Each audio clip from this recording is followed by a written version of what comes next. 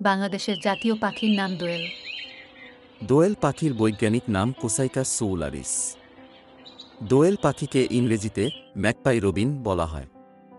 বাংলাদেশে মূলত গ্রামীণ অঞ্চলে দোয়েল পাখি বেশি দেখা যায়। দোয়েল পাখি আকারে 15 থেকে 20 সেন্টিমিটার লম্বা হয়ে থাকে।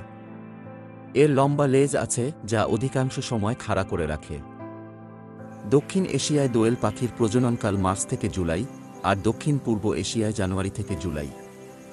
দোয়েল পাখি সবসময় গাছের ডালে বা মাটিতে খাবারের খোঁজে লাফিয়ে বেড়ায়। পোকামাকড়, কীটপতঙ্গ এদের প্রধান খাদ্য। স্ত্রী দোয়েল সাধারণত 4 থেকে 5টি ডিম দেয়। সাধারণভাবে ডিমগুলি ফ্যাকাশে মনে হয়।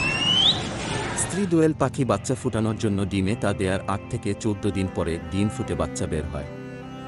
দোয়েল পাখি 15 বছর পর্যন্ত বাঁচে।